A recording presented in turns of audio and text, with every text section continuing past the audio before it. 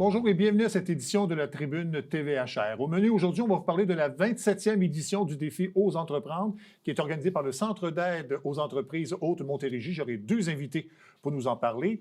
Mais d'abord, ce ne sont pas les dossiers qui manquent à la ville de Chambly. Et pour ça, on a invité la mairesse de la municipalité, Mme Alexandra Labbé. Mme Labbé, bonjour. Bonjour. Bon, je vous ai invité pour parler du dossier de la caserne. Mais il y a d'autres dossiers qui ont pris le dessus depuis notre invitation et on va y aller immédiatement parce que la semaine dernière, il y a eu les consultations publiques sur le projet de développement de l'ancien golfe de Chambly. C'est une des étapes importantes de ce projet-là. Peut-être nous parler un peu de comment ça s'est passé et puis où on en est rendu dans ce dossier-là. Bien, en fait, l'étape qu'on a faite, c'est vraiment une étape importante parce qu'on va passer là, le volet réglementaire. On va pouvoir mettre le volet réglementaire derrière nous. Donc, c'est vraiment le volet réglementaire tenu avec la loi sur l'aménagement et l'urbanisme. Donc, une assemblée de consultation publique qui a eu lieu pour vraiment entendre les commentaires sur le plan concept, mais surtout sur le volet réglementaire, donc tous les petits détails de grille et d'usage. Bien entendu, ce n'est pas nécessairement ce qui a le plus animé les citoyens. C'est un exercice complexe, le volet réglementaire, mais on n'a pas muselé personne, donc on voulait les entendre sur tous les aspects du projet. Je vous dirais que ce qui a retenu beaucoup l'attention, c'est bien entendu toute l'intégration de l'habitation. Donc, s'assurer qu'on a bien prévu d'intégrer ce qui s'en vient en respect avec ceux qui sont déjà dans le quartier. Donc, ça, on a bien entendu les messages. Puis aussi, bien sûr, les enjeux de circulation, ce qui va probablement connecter un autre de vos sujets, mais les enjeux de circulation, le trafic aux entrées, aux sorties de la ville. Donc, c'est encore quelque chose qui préoccupe beaucoup les gens. Cependant, on est rassuré du côté de la ville parce qu'on a fait les étapes dans le bon sens. On a commencé tout l'exercice avec une étude de circulation en main sur l'ensemble du territoire. Donc, on est en connaissance de cause. Donc, on sait bien les mesures qu'on a à mettre en place. Puis, on a voulu rassurer beaucoup les gens. C'est une étape. Il en reste plein d'autres dans lesquelles on veut les inclure à chaque fois pour la planification du parc, de l'immense espace vert dont on va se doter. 2 millions de pieds carrés à aménager en espace vert, là, ça va demander des bonnes idées, ça va demander de continuer à se parler. Ouais. Donc, une étape, une grande étape, mais une étape parmi tant d'autres, donc il y en a d'autres à suivre. Donc, qu'est-ce qu'il reste à faire? Peut-être rappeler l'échéancier de ce projet-là.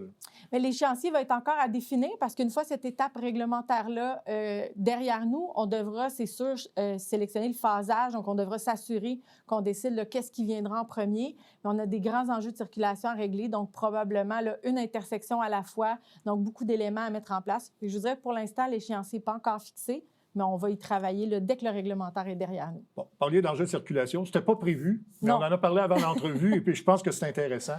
C'est tout le dossier du REM. Parce que, évidemment, le REM connaît des problèmes. Au moment où on se parle, là, le service est gratuit pour toute la semaine.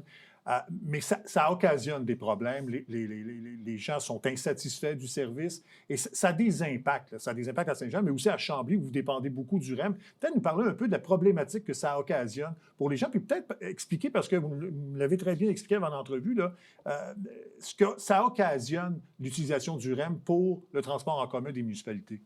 Bien, pour moi, le REM, ça a toujours été quelque chose d'intéressant, en fait, pour la suite des choses. Un projet de transport structurant comme ça, avec un haut volume, ça peut aider énormément de citoyens à se déplacer. Je vous dirais que c'est doublement décevant pour les gens de Chambly parce que les premières annonces du REM, le REM se prolongeait jusque chez nous. Déjà, on a eu à accuser le coup de savoir qu'il s'arrêterait à Brossard. On a dû faire toute une refonte. Ça a bouleversé beaucoup d'habitudes. Les gens qui prenaient déjà le transport en commun se sont vus bouleversés dans leurs habitudes. Là, avec tous les ennuis qui nous arrivent, c'est de plus en plus difficile de le défendre. Puis on aimerait vraiment ça que les gens choisissent le REM, mais ce qu'on comprend, c'est que c'est beaucoup d'incertitudes. Ouais. Si on se compare, si on regarde avec d'autres modes légers, on a vu le SkyTrain, entre autres, on se dit que le REM a une belle performance. Si on regarde sur les plans, si on regarde les colonnes de chiffres, on n'est pas si mal en point. Mais quand on est dans le wagon, puis que ça arrête, puis qu'on ne se rend pas à notre travail ou à notre cours à l'école, c'est là que l'impact est grand. Puis moi, je pense qu'il faut faire mieux. Il va falloir que la Caisse de dépôt, CDPQ Infra, la RTM, que tout le monde se mette à table et qu'on travaille à trouver des solutions parce que les usagers en ont besoin. Puis ces usagers-là, on ne veut pas les perdre. En fait, les gens qui utilisent le transport en commun, on devrait tous les remercier parce qu'ils font moins de voitures sur les routes. Fait que je trouve que les médailles ne sont pas bien bonnes. Ouais. Ce que j'ai été surpris, ce que j'ai été surpris d'apprendre, c'est que en construisant le REM, on abandonnait des services d'autobus pour se rendre au centre-ville, alors que ça aurait dû être un ajout si on veut que les utilisateurs du transport en commun soient plus nombreux, non? Mais il y a deux volets à ça. C'est sûr que si on ouvre une toute nouvelle antenne très performante, on espère que les gens vont en faire le choix. Mais c'est sûr que s'il y a d'autres modes dont ils sont plus accoutumés, plus habitués, ça se peut que le choix soit plus long à prendre. Fait que je pense que dans le cas du REM, le pari qu'on a pris, c'est qu'en éliminant la concurrence, bien, les gens se rabattraient dessus puis on serait sûr d'offrir une performance. Je comprends. Il y a d'ailleurs une garantie de performance qui a été donnée aussi aux investisseurs. Fait que je pense qu'il y a une question de respecter ça aussi. Il faut aussi, très concrètement, se dire qu'on a des moyens limités. Je pense que tout le monde est au fait là, du financement du transport en commun qui bat de l'aile. C'est difficile. Même avec la nouvelle taxe sur l'immatriculation dans la grande région de Montréal, on n'y arrive pas. Ce qui veut dire que déployer des services en double, on n'en a pas vraiment les moyens. On n'a pas ce luxe-là. Donc, si on veut que les services aillent desservir à des endroits où ce n'est pas desservi, il faut éviter de doubler. C'est comme contre-intuitif, mais il faut comprendre que c'est ça le choix qu'on a fait, c'est qu'on s'est dit, investissons à rabattre les gens le plus possible au REM. Lui va rouler quand il roule. Oui, c'est ça. En tout cas, on va se croiser les doigts pour que le service soit le plus fiable possible pour c'est ce qu'on a besoin avec le REM. C'est de la fiabilité, d'être sûr que quand on s'y rend, on va être desservi. Je pense que les navettes font un bon travail, mais c'est sûr qu'il va falloir s'affiner de ce côté-là. Ouais. Au moment de l'invitation à l'émission, le dossier qui était, en tout cas, qui venait de se régler pour la Ville, c'était la nouvelle caserne de pompiers. La caserne Serge Caron, c'était nécessaire. Peut-être nous parler un peu de ce que ça occasionne et pourquoi il a fallu faire construire, en fait, cette nouvelle caserne. En fait, on va déconstruire pour mieux reconstruire et elle va être à la même place. Donc, ce sera toujours la caserne Serge Caron. Elle va être revue, améliorée. Ce qui est vraiment particulier pour ce chantier-là, puis je vous dirais même, il se termine. Hein, c'est un 4 à 5 semaines de chantier. Là. Donc, la déconstruction se termine, mais on l'a vu visuellement, c'est très différent. Hein. Ce n'est pas les pépines qui rentrent, on remplit des conteneurs, c'est terminé. Il y a vraiment un tri des matériaux qui se fait. Donc, on va tenter de revaloriser chacune des matières qu'on peut et on va réutiliser de l'équipement. Donc, tout ce qui était possible de prendre, des portes, des fenêtres, certains éléments qu'on peut reprendre et remettre dans la nouvelle caserne, on va le faire. En fait, vous avez qualifié ça de projet éco-responsable. Hein? Tout à fait. Donc, vraiment, là, ça, c'était une préoccupation, conseil, puis on a vraiment on l'a pris à bras-le-corps. Ensuite, bien, on s'entend que cette caserne-là, c'est une caserne qui a été construite il y a un bon bout de temps. On a besoin d'une caserne qui répond aux normes d'aujourd'hui, mais qui répond aussi à notre nouveau service. Ça fait déjà près d'1 an qu'on déploie un service de pompiers 7 jours sur 7, 24 heures sur 24, des pompiers en caserne de garde qui répondent aux appels beaucoup plus rapidement. On a un service de premier répondant aussi. Donc, c'est vraiment important là, de se doter d'une caserne qui allait répondre à cette demande-là. On va vraiment intégrer aussi tout notre centre de mesures d'urgence, donc s'assurer qu'on a vraiment là, un endroit où déployer nos mesures d'urgence, tour d'exercice. Il va y avoir là, vraiment tout ce qu'il faut dans cette caserne-là. Donc, on est bien fiers de ce projet-là. Bon. Il y a un autre projet aussi, et ça va aussi aider là, pour le logement à Chambly, c'est la démolition de l'usine Bennett Fleet. Mais ça, c'est un dossier particulier parce que c'était un monument, je pense, patrimonial, ou en tout cas sur un site patrimonial, je pense. Bien, elle est inscrite à l'inventaire patrimonial de par sa signification. Puis je pense que dans une entrée de ville comme celle-là, une usine qui avait ce profil-là, c'est quelque chose qui a marqué l'imaginaire de tous. Donc, c'est important. Ce projet-là, c'est important. Il va falloir qu'il rappelle l'usine Bennett Fleet. OK. Elle est clairement à sa fin de vie. Là, ce qu'on a pu faire avec la caserne, ça aurait été impossible de le faire dans ce cas-là. Il y a énormément de contamination aussi. Là. Il y avait quand même eu des opérations industrielles pendant des années. Donc oui, la démolition est entamée. Ça paraît très peu pour le moment, parce que c'est la démolition intérieure qui commence, mais on va voir là, les effets assez rapidement. Bon, et ça amène, je pense, des projets d'habitation sur le site. Tu as nous parlé de ce projet-là particulièrement, là, qui a amené à la démolition, en fait, de la Bennett Fleet. Je vous dirais que pour le moment, on est encore en attente là, de nouveaux plans, parce qu'on a eu un changement de joueur. Hein. Ce qui a fait que ça a pris autant de temps, la démolition, c'est qu'on a des nouveaux partenaires qui ont racheté le site de Groupe Sélection, là, qui a fait les manchettes, donc on sait pourquoi Groupe Sélection n'est plus là. Il faudra voir là, avec le nouveau partenaire ce qu'il souhaite entreprendre exactement. C'est sûr qu'on a un cadre réglementaire, ça ne débordera pas de ce qu'on a déjà prévu, mais oui, c'est du logement là, de haute densité qui est prévu là, avec un magnifique parc riverain, une belle ouverture de part et d'autre sur la rivière, sur le canal. Donc, c'est un projet qui en promet beaucoup. On a hâte de s'y attaquer. Donc, on attend là, du côté du promoteur d'avoir les plans. Puis C'est ça. Parce que comme le site, bon, c'est quand même une page d'histoire là, qui se tourne à Chambly. Il a fallu avoir, je pense, l'autorisation de certains paliers pour vraiment procéder à ce dossier-là. Là. Mais je suis content quand même de voir que le Bennett Fleet va quand même être présent quand même dans le projet parce qu'on ne se cachera pas, là, quand on allait à Chambly puis qu'on voulait se réunir, ben il y avait un stationnement juste en face, on stationne là, puis après ça, on s'en va au restaurant à Chambly et tout ça. J'ai envie de vous dire qu'on va peut-être même retrouver notre Bennett Fleet. Ah oui? Parce qu'avec les années, elle avait beaucoup changé. Elle était placardée. On avait emmuré certaines fenêtres. Donc, ce qu'on veut demander architecturalement, c'est vraiment de rappeler l'origine de la Bennett Fleet, les grandes vitrines à carreaux. Donc, il y a vraiment un effort qui va être fait de ce côté-là. Puis, j'ai vu qu'ils ont pris soin de bien décrocher les lettres. Aussi, les lettres du mot Bennett Fleet. Donc, ces lettres-là, on va les revoir dans le projet futur. Bon. Ça, c'est ça. J'imagine que la ville de Chambly est impliquée dans tout ce qui est dans la mouvance d'achat local avec tout ce qui se passe aux États-Unis. Est-ce que la ville a pris des décisions concrètes par rapport à ça pour refléter un peu là, les effets Trump? Bien, en fait, toutes les mesures qu'on avait déjà pu mettre en place, on les prenait en place. Pour l'achat local, très, très local, là, du plus possible d'achat de Chambly, mais ensuite en débordant là, tranquillement jusqu'à l'échelle du Québec. Ce qui nous empêche, en fait, d'être très, très sévère là-dessus, c'est qu'on a des règles. Hein? Ouais. On a des règles qui nous viennent du gouvernement provincial, qui nous obligent, dans les octrois de contrat, de ne pas faire de discrimination. Bon, il y a bien des éléments. Puis dans les appels d'offres aussi, le plus bas soumissionnaire, des choses comme ça. Là, ouais. Exact. C'est pas simple de rajouter. On n'a pas la liberté de rajouter des critères, ça et là. Je sais que l'UMQ a fait beaucoup de représentations là, avec le ministère, parce que comme eux, au provincial, au fédéral, ils veulent justement jouer dans ces critères-là pour pouvoir mettre un peu plus de mesures, j'ai envie de dire, favorables à l'achat local. On a demandé que ce soit considéré pour le municipal aussi. Donc, j'attends de voir là, ce qui va débloquer à ce niveau-là.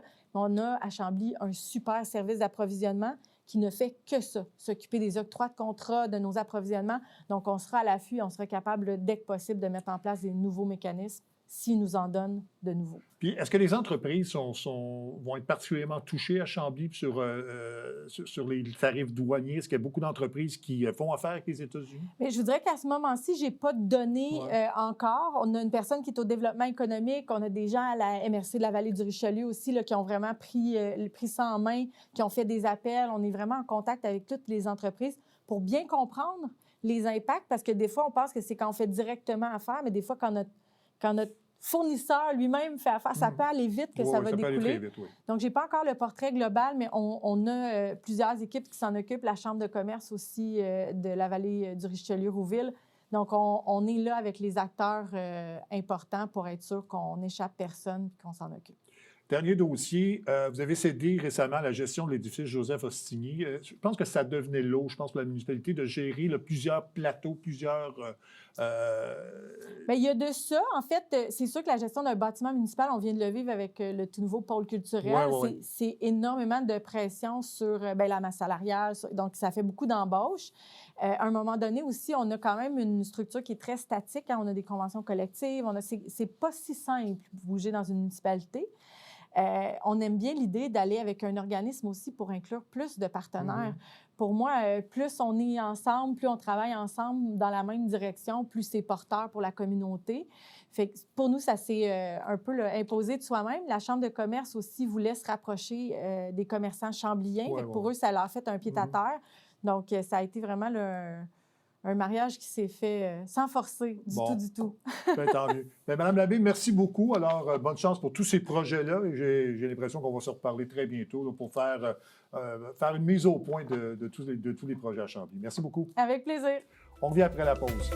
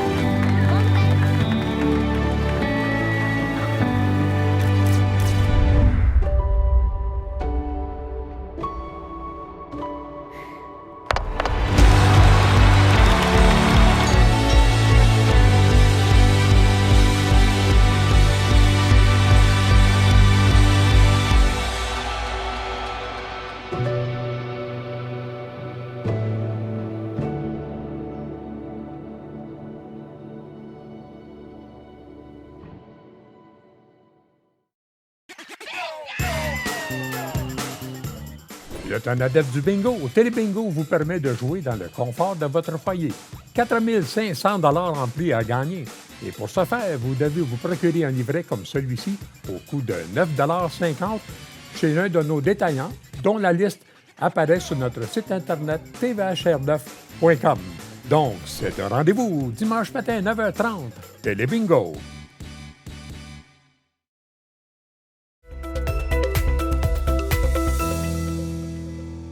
En pleine période d'inscription pour la 27e édition du défi Ose entreprendre. C'est organisé par le Centre d'aide aux entreprises Haute-Montérégie.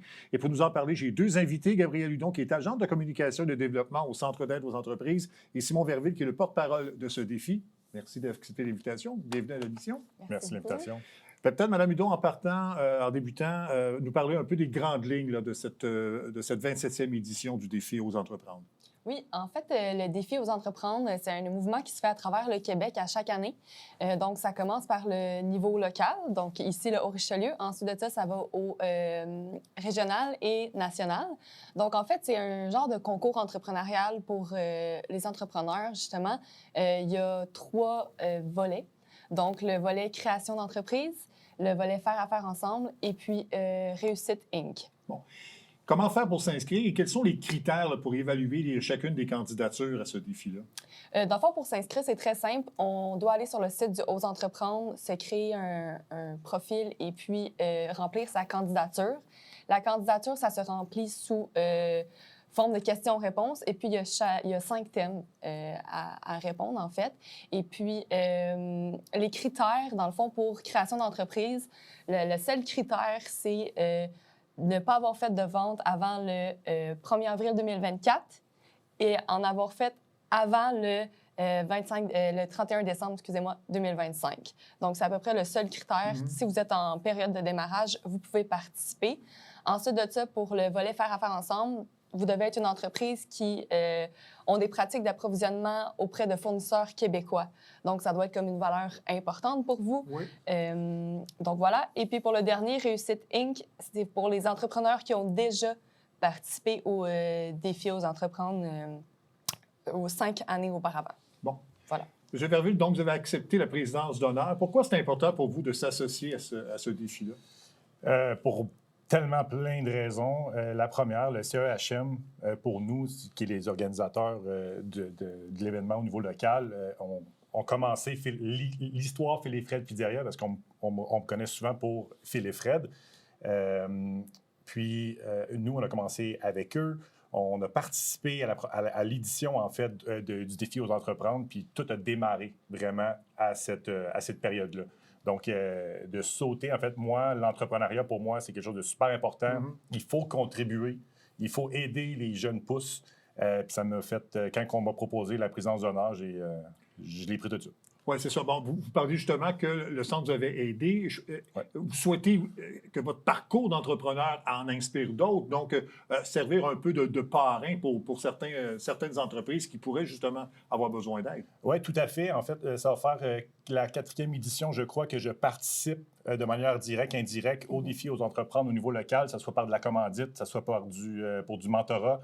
J'ai même fait de l'animation. Je pense que ça fait 3 ans ou 2 ans de ça. Donc, effectivement, c'est important pour moi de redonner à la communauté. J'ai fait du pro bono avec des entreprises qui étaient en démarrage dans le Haut-Richelieu. Donc, c'est juste la poursuite logique de tout ça. Là. Bon, on le mentionnait en début d'entrevue. Donc, la période d'inscription est ouverte. Peut-être nous rappeler un peu la date butoir et ensuite la soirée qui va s'en suivre pour justement connaître les récipiendaires de ce défi-là. Oui, donc la date limite pour déposer sa candidature, c'est le 11 mars à 16h. Et puis, si jamais aussi là, les entrepreneurs ont besoin d'aide pour déposer cette candidature, bien, je suis la personne ressource, donc ne pas hésiter. Et ensuite de ça, l'événement de remise de prix où ce qu'on va annoncer, c'est qui les lauréats dans chaque catégorie, ça se passe le 2 avril prochain à la Corporation du Fort-Chambly. Bon. Du Fort-Chambly. Du Fort-Chambly. Mais donc, ce défi-là, là, on le mentionnait un peu, c'est une belle façon pour les entreprises d'avoir du rayonnement, de se faire connaître, de mentionner à la population, un, qu'on existe, et deux, les services qu'on rend aussi pour la population du Haut-Richelieu. Totalement. Puis je crois que dans une phase de démarrage pour les entrepreneurs, je pense que chaque moment où on peut se faire connaître, se faire reconnaître, il faut toutes les saisir. En ce moment, je veux dire, c'est la course à la... En fait, pour faire connaître son produit, faire connaître son histoire entrepreneuriale, le défi aux entreprendre, mais ça vient englober tout ça. Donc, pour chaque entrepreneur, que ce soit pour la création, que ce soit pour valoriser les produits d'ici ou tout simplement de faire un retour 5 ans plus tard et de revenir dans le défi, moi, je les invite tellement à le faire parce que il y en a tellement pas beaucoup. Puis je dis souvent, ça c'est ma phrase fétiche, mais on boit beaucoup plus d'eau salée en entrepreneuriat que de champagne. Ouais. Ça, c'est une journée pour en boire de champagne. Ah, ouais, exactement. Donc, vous conseillez à tous les entrepreneurs, à tous les commerces de faire partie de ce processus-là de mise en candidature et pour faire rayonner le commerce. Absolument.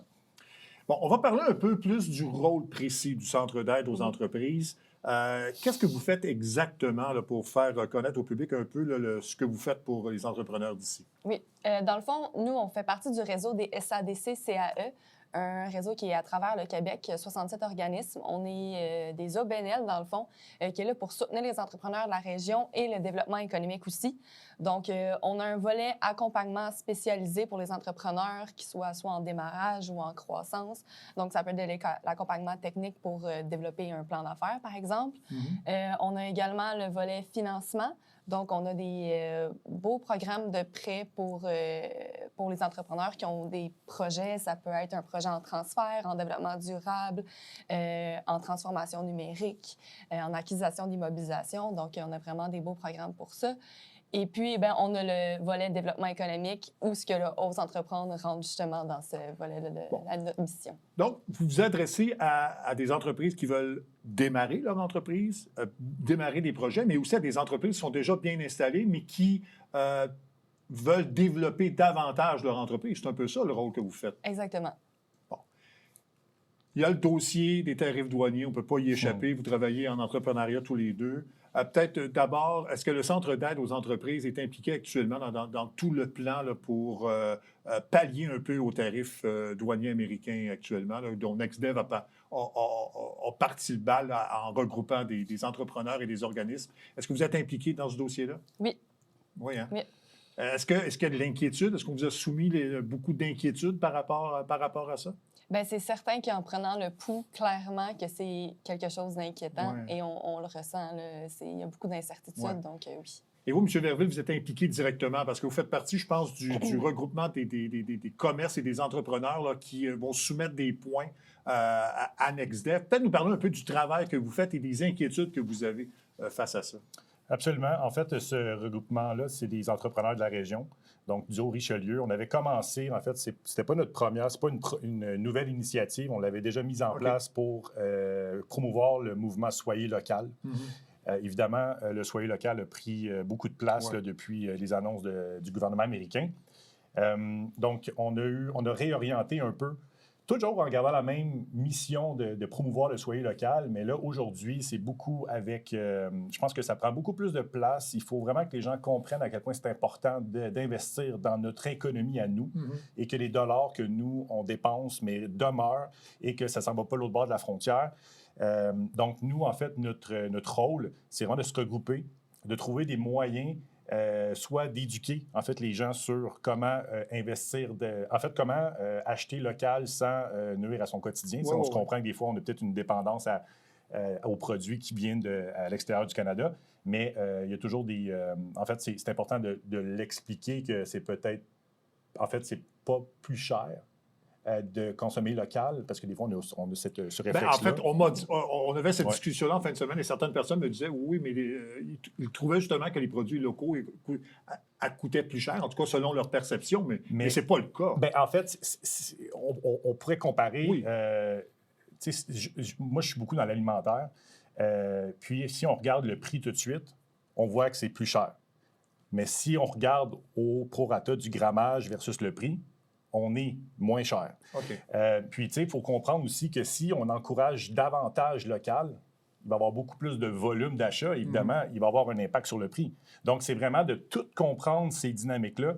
Et puis, nous, en fait, c'est ça qu'on fait autour de cette table-là. C'est vraiment de promouvoir, de trouver des manières innovantes de pouvoir promouvoir l'achat local. Bon, c'est important de promouvoir local, mais je pense que l'important aussi, c'est, peu importe ce qui va arriver avec les décisions américaines, c'est que les gens continuent après à consommer local. Parce que là, ça peut être un mouvement rapide de masse pour dire on boycotte ce qui se passe aux États-Unis. Mais à la fin de ce boycott-là, il va falloir continuer à le faire si on veut avoir de l'impact. Hein? Tellement. Puis c'est vraiment une façon de le rendre permanent. C'est super bon ce que vous apportez parce que nous, avec Phil et Fred, on a fait une campagne 100% québécoise pour le Super Bowl. Donc, s'approprier l'événement le plus américain de l'année, mais en mettant que des produits québécois sur la table pour le festin du Super Bowl. Et ça a tombé exactement dans les mêmes annonces que Trump. Donc, le timing était incroyable. Puis, on a fait beaucoup de... On est allé sur beaucoup de plateaux de télé. On a eu beaucoup d'entrevues avec les journaux, la radio. Et c'est ça qu'on expliquait qu'on n'encourage pas local. On achète local. C'est vraiment important de faire la distinction parce qu'on n'est pas des entreprises qui on demande la charité. On a des employés, on a des impôts à payer, etc. Donc, quand on achète d'un produit américain, on ne les encourage pas, on les achète. Donc, ça devrait être exactement la même chose ici, puis il faudrait effectivement que ce soit un mouvement qui perdure. Donc, j'imagine que le centre d'aide, évidemment, si les entrepreneurs ou les commerces ont des questions, vont pouvoir s'adresser à vous directement pour recevoir de l'aide. Donc, en terminant, peut-être rappeler un peu donc, la période d'inscription, la soirée de remise des bourses et tout ça. Donc, peut-être rappeler les grandes lignes du 27e défi. Oui, donc le défi aux entreprises, si vous souhaitez participer, c'est jusqu'au 11 mars, 16h pour déposer vos candidatures. Donc, je rappelle, création d'entreprise, faire affaire ensemble et Réussite Inc. Ensuite de ça, l'événement de remise de prix se fera le 2 avril prochain. Donc, merci beaucoup d'avoir été avec nous. Bonne chance pour le défi. On aura sans doute l'occasion d'en glisser un mot dans nos émissions futures. Et puis, bon succès pour vos projets et pour le défi qui s'en vient. Merci beaucoup. Merci. Un grand merci. On vient après... Bon, ben voilà, on ne vient pas après la pause. Hein, on conclut l'émission avec ça. Donc, merci d'avoir été là. Et puis, à la prochaine, mesdames et messieurs. Au revoir.